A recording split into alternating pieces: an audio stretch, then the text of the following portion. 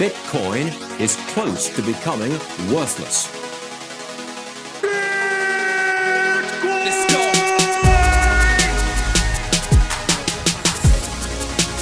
Now, what's the Bitcoin? Bitcoin's like rat poison. Yeah. Oh, The greatest scam in history. let's get it. Bitcoin will go to fucking zero. Yeah.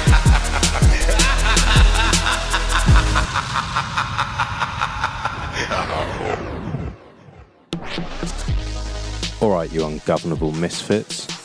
I'm your host, Max. Everybody knows that Bitcoin is useless, worthless, and doomed to fail. But what if everyone's wrong? What if it's the system that is doomed to fail? Join me as I speak to some of the brightest people in the space and slither to the deepest, darkest depths of the Bitcoin rabbit hole. Welcome back, everyone. Today's episode is a short one, but it's the full version of the Pleb Miner in the Wild from our Pleb Miner Monthly episode 2. It was so good I wanted to share it with you guys, and I will be having Zack back on the show for a full pod. Probably in a month or two. We'll see how things progress, and yeah, really looking forward to that one. I hope you enjoy this. If you have any questions, you can go back to the Pleb Miner Monthly episode 2. That's 2 episodes ago. You can reach us on Fountain, ask any questions on there, or email or Twitter. Look forward to hearing from you.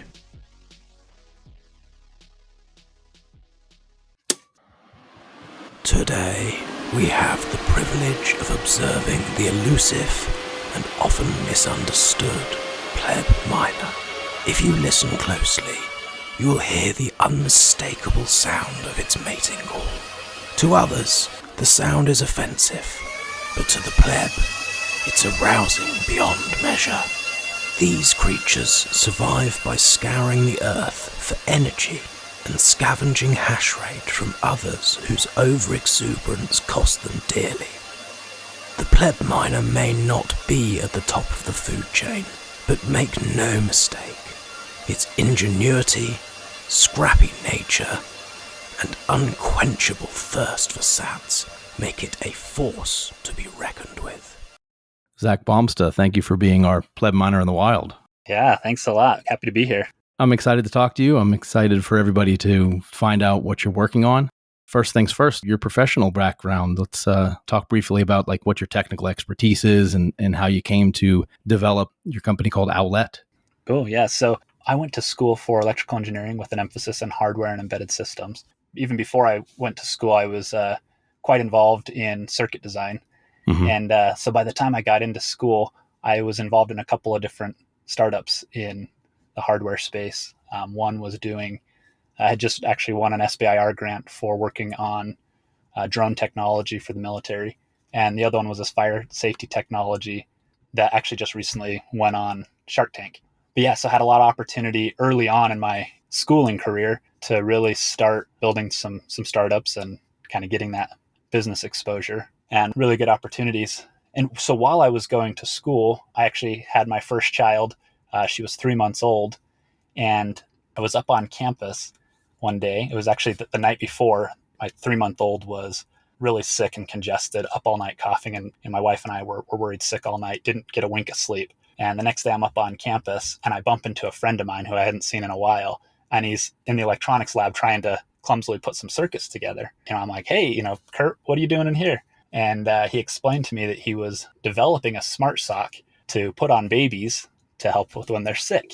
And as he explained this to me, I got goosebumps, and I was just like, whoa, let me tell you about what just happened to me last night. My experience with my 3-month-old that just happened. He started explaining more and more of this startup idea to me. What, the startup he was working on later became Owlet. And he told me this story, and I just thought, oh man, I've got to get involved with this. So I actually pulled out of these other startups that I was involved in and started working on this company called Owlet. And what that company did is made a smart sock that would go on a baby's foot and monitor their heart rate and oxygen levels using hospital-grade technology called pulse oximetry. It's that little red light that they put on your finger when you go to the hospital. Yeah. And we took this amazing technology that's really been around since the late 80s. You see it in pretty much every hospital you go to. It's been around since the 80s, but that technology had kind of frozen in the hospital. And we saw an opportunity to take this really incredible technology, shrink it down, and redesign it so that it could be portable, battery powered, and really so that it could be appropriate for monitoring in the nursery. Ended up launching the product back in 2015, launched this product, and have been selling it ever since. Since then, we've sold about 1.5 million devices. And yeah, it's been a really awesome ride. Been really grateful for my opportunity to be involved in it. Excellent. An American success story. Yeah, we went public back in July of 2021. And, you know, I guess some people will gauge success on whether or not you go public or how you're acquired. I think for us, the kind of the guiding success metric has always been how many lives did we influence. Yes. We were always looking at, you know, how many babies have we tracked and how many parents have we helped give better care to their infants. And it got to the point, you know, near the end where we were getting multiple stories a day of how parents would get a notification to go check on, you know, we had reached enough customers by then, or we were monitoring on enough babies that on a daily basis, we were getting multiple stories of how the Owlet notified the parent to go check on their baby, and they'd go in and their baby, you know, wasn't breathing or had a really high heart rate. And turns out they had a condition known as SVT that you really can't detect unless you're monitoring their heart rate. So anyway, that's what we saw as our biggest success. That's awesome. And it all just starts from you're a young parent and your daughter's up coughing all night, and then that opportunity falls into your lap. So you go public with Owlet, you sell Owlet, you're able to take some time off because of the success of Owlet. Is that when you kind of fell down the Bitcoin rabbit hole? How exactly did you come into this Bitcoin world from being a hardware developer? Yeah. So, you know, after 9 long years of startup life, I had a mentor once tell me, you know, if you knew what it took when you started, you would never have started. And he also taught me that startup life is about 4 years to 1. And so after 9 years of working on this product, you're a very old man at that point. It felt like it anyway. And so I had decided to go on sabbatical, and that did afford me the opportunity to really dive down the Bitcoin rabbit hole. But maybe even before that, my first exposure to Bitcoin was in 2015. I was actually on a red-eye flight from Salt Lake City to New York to attend Owlet's second or third official board meeting. And I'd been on this red-eye flight with my 2 co-founders. And we had just touched down in New York. It was like 6 a.m. We touched down in New York. You know, I'm bleary-eyed, tired. And my co-founder, Jordan, comes up to me. We weren't sitting next to each other on the plane. He comes up to me in the airport, just all, you know, happy and like excited to share with me. And he tells me, dude, I just sat next to this guy on the plane and talked to him the entire time about this new thing called Bitcoin. Have you ever heard of it? And, you know, I was the chief technology engineer at Owlet, chief technology officer at Owlet. And so I think just naturally all things techie tend to be put on my radar as the CTO. And so I think he was just like, oh, I've got to talk to our CTO about this. So he comes to me and he just starts talking to me about Bitcoin. And at that time in 2015, you know, like most people, I wish I would have paid more attention. Oh, yeah. But I remember having 2 distinct thoughts. One was, you know, I was working 100 hours a week regularly at this job. And there was just so much to do. And I remember him coming and telling me this. And my first thought was, Jordan, I don't have time for this. Like, I've got some work to do. And then, but I humored him and I listened because you know, what else was I going to do? We were stuck in an Uber. And so my next thought was, wait a minute, you're telling me that all of the transactions are on a public ledger? And I started pushing back on that. And he wasn't comfortable with the details, but I started pushing back. And my thought was, this is some government co-opted currency that is just trying to like get my privacy, and it's being, you know, they're just trying to pass it as this new cool technology. Good posture. And so I wrote it off. That was my first take. And I wrote it off. And then, you know, fast forwarding through the years, still being involved at Owlet from 2015 through 2021, the next 6 years, I dabbled in crypto a little bit, you know, just like doing some day trading, trying to play the casinos type of thing here and there. And I was turned on more to the idea of Bitcoin, but I didn't really understand it.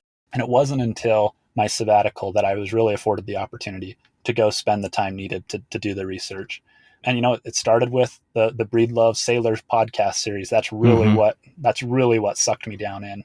And, you know, from there, I guess the rest is history, as they say. And it just everything that I learned it just kept drawing me in. Every new aspect of it just kept drawing me in. You're developing a product for babies. So I'm sure the regulatory hurdles that you guys had to overcome were monumental. How did that kind of frame your mind in how you approached Bitcoin?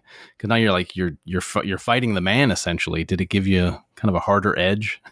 Absolutely. And actually, I think if I can spend a little bit of extra time on this point, because I think it's salient. I think it really is what drove me to dive into what I'm doing now with home mining. So with Owlet, we technically are not an FDA cleared device yet.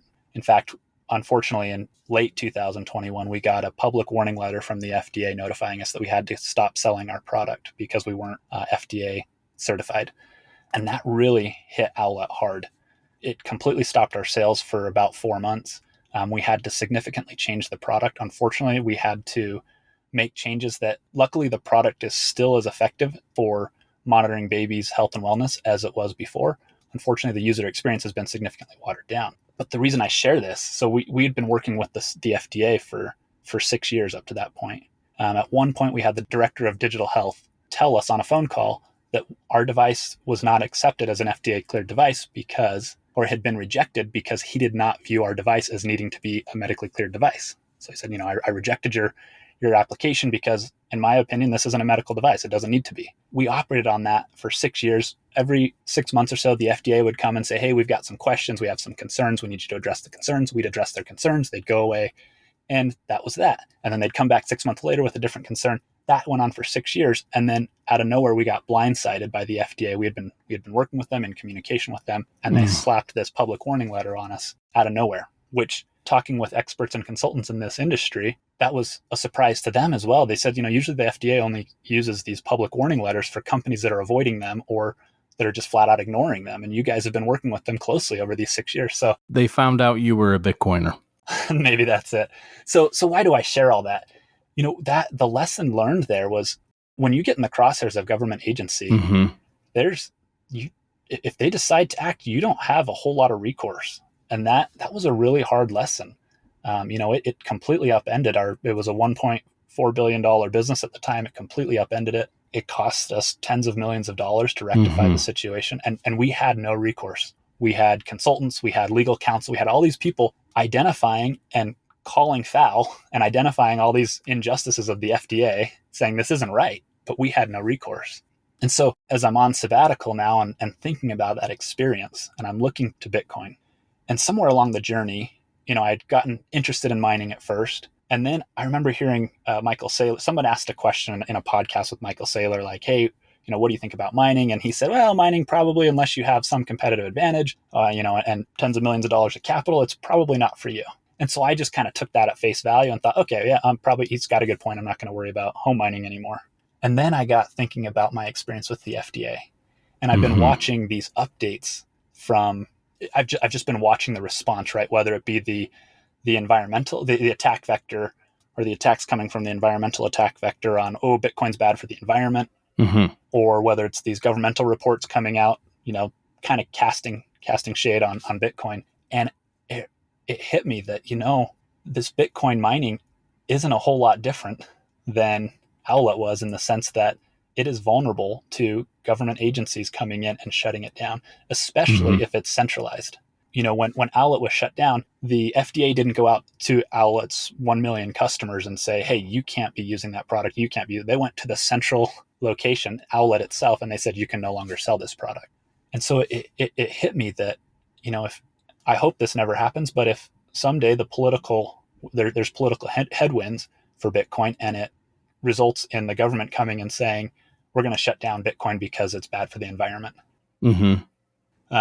If you have or an individual state, you look after the Chinese mining ban and look what Texas is now for mining. Something can happen at the flip of a switch. Soros funded AGs in Texas, could tip the scales down there, and what happens to it? It is centralized here in the United States now, right? And the big centralized mining operations, they're performing an important function. They're buying us time. They're securing the network. But I think that we would be remiss as Bitcoiners who use and rely on the Bitcoin network to just say it's okay, the big central miners have it, because those big central miners have a lot more vulnerability to a public attack vector, or I should say a political attack vector, than individuals do. And that's not to say that individuals don't have that same attack vector, but their exposure to that is much lower because it's just costs too much political capital. It's just too politically expensive to try and go and regulate every single individual. And so my thought was, okay, if this is coming, if this has even the slightest chance of turning out in a similar way that Owlet did, how do you go about stopping that before you're at that point? And the thought was, well, decentralization, right? We've got to decentralize enough. We've got to get enough miners and enough homes that the day the government comes and says, all right, it's now illegal to have these big centralized mining operations for XYZ reasons. We need to have enough hash power online in homes distributed throughout the country that when those centralized miners are forced to shut down, and hopefully that day never comes, but if it does, if they're forced to shut down, the network still has, network's still strong and healthy. Don't worry, Zach, the pleb miners will carry the load. Yes, that's what we're going for here, right? So a lot of the pleb miners that we know, everybody seems to have their little specialty. Some guys are good at HVAC, some guys are good at IT, some guys are good at the electrical stuff. You have a unique background, and you're now applying it to the pleb miner community. Can you tell me a little bit about what you're working on? Yeah, I'd love to. So, that unique background, that's kind of my jam. What I love doing is circuit design.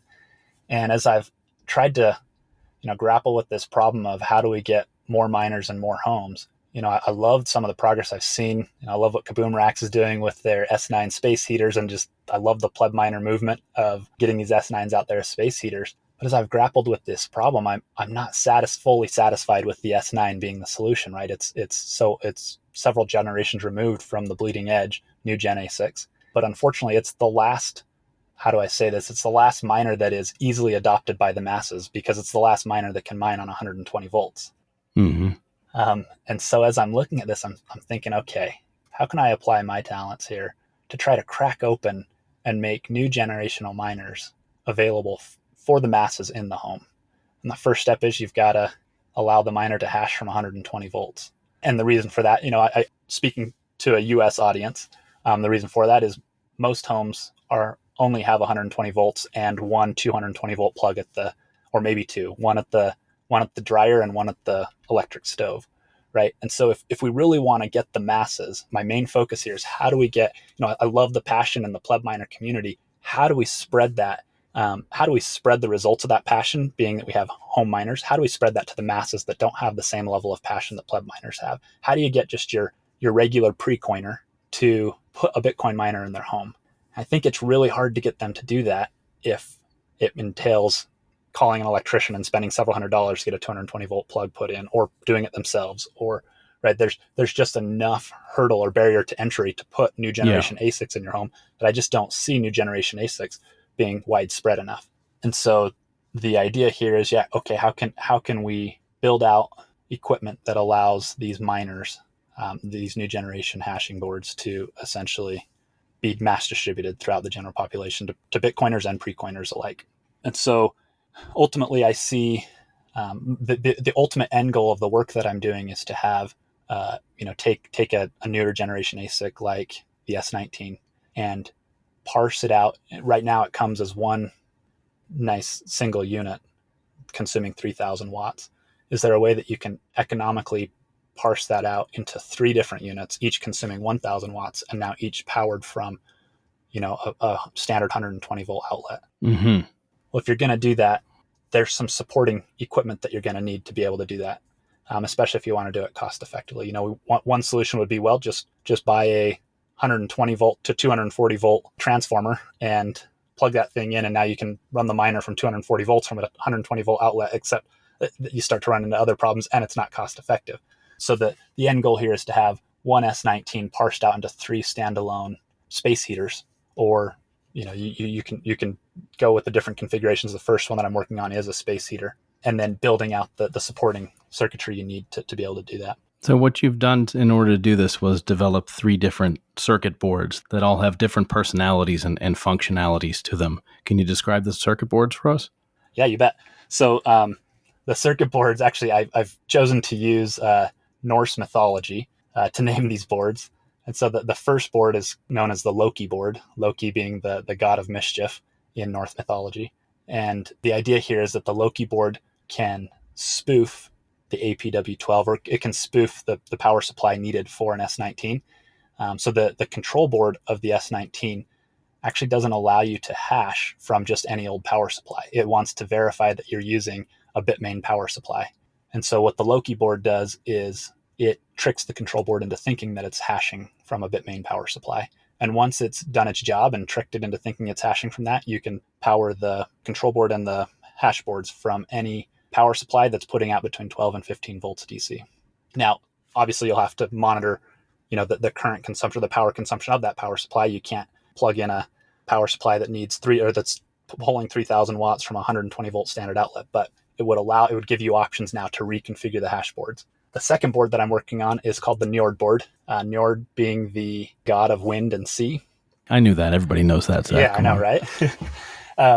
So the Njord board allows allows you to control or modulate an AC fan or any AC load in place of the stock fans that come on the miner. You can substitute one of the quieter, more efficient fans for the loud, whiny ones. That's right. Yep. So there's a big movement to use these AC inline duct fans. They're much quieter, better fans all around. So the idea is you unplug the stock fans, you plug the Norse board in, and then you plug your fan into that Norse board. And it will now use the native algorithm of the control board for, the temperature PID controller for controlling the temperature of the hash boards. It will use that native algorithm to modulate your AC fan. Or, as some people pointed out, you could use it for running a pump if you're doing a heat exchanger type cooling solution. Oh, and one other thing to note on the Njord board is it will simultaneously spoof the stock fans. So you don't have to worry about, the control board freaking out because it's not getting the fan signal back. Obviously that doesn't matter for brains if you're operating on a immersion mode or whatnot. But if if you want to be running an AC fan and you want to use that control, you've got the Njord board is spoofing and making the control board think that everything's good and that the fan's running the way it should be. Given your background and experience, especially developing an electronic device for babies, you know a lot about safety. How did you apply that to the control boards? Yeah, so that's where the third board comes in. And that third board is the Heimdall board. And that's, Heimdall being kind of the watch god. The Heimdall will essentially monitor temperature. It's a second point of temperature monitoring. It will have the ability to monitor the temperature being reported from the hash boards, as well as an external probe if the user chooses to install that, as well as some additional features monitoring how much how much current the miner's drawing, things like that. It'll monitor all these different inputs and determine if there seems to be any safety concerns or safety issues with the miner. And if so, it will have the ability to cut power to everything. It'll power down the power supply, it'll power down the miner, it'll power down everything downstream of the Heimdall board, and therefore mitigate any thermal runaway issues or other potential safety issues that could happen. As you mentioned, kind of coming from the baby safety space, as I mentioned earlier, we had close to 1.5 million units out in the field. And, regardless of how safe you try to make things, with a 1.5 million units, you start to see just things happen that you wouldn't expect to happen. And you start to really value an emphasis on safe design. And so, with these miners now, most miners, you plug in and you don't really think much about the safety.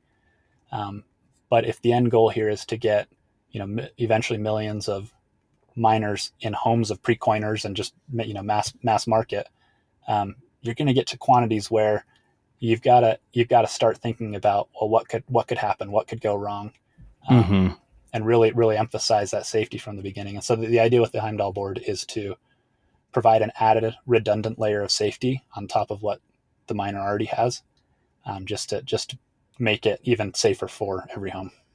I think that's one of the more exciting aspects of what you're doing is here you're taking these machines that are designed to be in a data center that have their own levels of safety inside the data center. Right. And making it possible to put these things into people's homes. So I assume that's your end goal, is to help us further decentralize mining, to bring a miner being in the home beyond a pleb miner who usually has all these skills and interests to do these things, and provide a product where somebody can hash in their home, they can heat their home, and they can actually do pretty well to contribute hash rate and get some sats in return. So tell us a little bit about what your end goal is for these products. Yeah, I think actually there's kind of two different end goals. One is to enable other like-minded developers and builders that want to just go build their own home solutions. I should say they want to go build their own new gen ASIC solutions. Mm-hmm. The goal is to make these circuit boards available so that anyone with just a little bit of technical skill, that's comfortable opening up a miner, can buy one of these boards, and then they can create their own enclosure, they can create their own solution, whatever works for their home. But the boards will be there to help them hash from 120 volts or control AC loads, or just if they want that added safety measure. So the first goal is let's get these boards out, make it available, and see what the pleb mining community does with these boards, right? And then the second kind of bigger goal here is to incorporate all these into home miners that can then eventually be placed in pre-coiners' homes. Obviously needing to build a little business model around how to incentivize, because we've got some pretty neat heating solutions or Bitcoin heater solutions out there on the market, like Heatbit or Hands-Free Bitcoin. Awesome to see what they've done, but I think in order to get mass market adoption for pre-coiners, the price has got to come down, and there's got to be a more creative business model around how to get what's going to incentivize owners, pre-coiners that maybe don't speak Bitcoin or don't have a love affair with Bitcoin. What's going to motivate them to put this in their home? So, but the end goal is to be able to combine all this technology together, create a final unit that can then go and be placed in pre-coiners' homes, couple that with a business model that incentivizes them, speaking to their currency or what they value, and maybe Trojan horsing them into the currency that will not be named. Right. And then, hopefully Trojan horsing them into Bitcoin at some point. But if not, that's all right. They're still helping the Bitcoin network by hashing in their home. And I'd like to see a bunch of FDA regulators go into everybody's homes and try to rip out their space heater. Yeah, coming full circle. I mean, that's the motivation here, right? It just doesn't happen. It's too politically expensive to do that. Perfectly decentralized. Yep. Would you like to do a bonus round with me? Yeah, let's do it. Favorite phone wallet? Oh boy, is it too late to go back on this? I actually don't have a phone wallet. Good for you. Favorite hardware wallet or signing device? Trezor. Your favorite way to buy and sell Bitcoin? Oh, this is, I'm ashamed to answer this one, but I'm excited to learn from the community. I am still buying my Bitcoin from Coinbase. It's buy on Coinbase and send to the Trezor. But I've been interested and intrigued in hardware or in mining because of the non-KYC Bitcoin that you get. And I'm just recently learning of some of these exchanges that offer, I don't even know if you tell me, John, are they called exchanges? I don't know, but these solutions that offer non-KYC that you can just buy flat out. Sure. First of all, I know Max has a whole litany of podcasts and privacy podcasts, and I know that he'd be happy to talk with you on how to Whirlpool and coin join those KYC sats that you got. But one of our sponsors on the podcast is Peach Bitcoin, and that's a peer-to-peer exchange, I guess you can call it, because what are you doing? You're exchanging sats for cash or giving cash for sats. And Peach works like this, where a miner, as a pleb miner, you can go ahead and put a bid up on Peach where you want to sell, let's say you want to sell 2 million sats. And you say, I want to sell 2 million sats for 1.5% over market price. You fund the escrow in that account. They publish the offer. Somebody has that buy offer. They match those two things together. They pay you whatever your method of payment, and they release the escrow. And it's as simple as that. Oh, that's genius. Maybe if you have an opportunity, give Peach Bitcoin a look. That's peachbitcoin.com. Awesome. I love it. I've heard about Peach Bitcoin. I've heard good things about it, but I hadn't actually done my due diligence to actually see what differentiated them and kind of what their solution was to non-KYC Bitcoin. I love it. We know them. They're good peeps. Good peeps at Peach. They should make that part of their their branding. Got the alliteration there. Yeah, thank you. P2P, Peach to Peach. Good peeps at Peach. There you go. Whew, Peter Piper picked a pack of pickled peppers. Thank you, Zack Bomsta, for being our pleb miner in the wild. Would you like to share your Twitter handle for everyone so they can follow along with the development of the Norse boards? Yeah, sure. It's pretty easy. Zbomsta Z. That's ZBOMSTA Z. All right. I appreciate it, Zack. Thanks. Cool. Thanks, John. Thanks again for listening. If you enjoyed that and you haven't already, I really would appreciate it if you would like, share with friends, or write a comment on any of the Podcasting 2.0 apps. Every subscription and review goes such a long way for helping people find this podcast. If you find it useful and you think others would as well, I really would appreciate it. Thanks again, and we'll catch you on the next one.